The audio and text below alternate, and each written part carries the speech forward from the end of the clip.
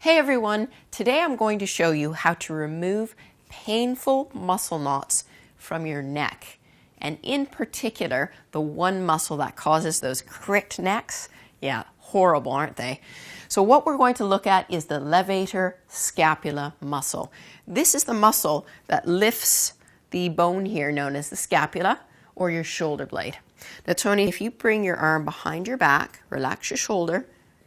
Here we see the scapula very easily now, the shoulder blade, which comes right in to the midline, and you're going to follow it up using your other hand in a minute, and then you're going to locate the top pole of your shoulder blade. So Tony, if you take your opposite hand now, and you'd have a little feel around the inside edge right up, that's it, until you find the top pole of your scapula.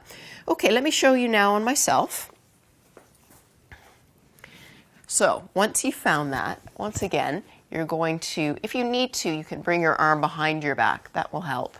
Have a little feel until you get to the top pole and dig in a little bit until you find the painful knot. Most of us have these, especially if you spend any time on your computer. Then drop the arm down and start some nice slow circles. Really get in. You may need to wiggle your fingers to make sure you're right on the tip.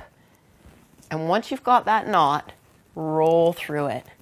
Now, the arm is lifting and lowering that shoulder blade. It really lets you get in there. Mine's a little sore today. And I usually recommend 15 to 20 times around. That's it. Great. And I would recommend doing the same on the other side. And you could do this several times a day at the office. Boy, you'll thank me for this one. Let me know how you get on, and I'll see you again really soon. Thanks for watching.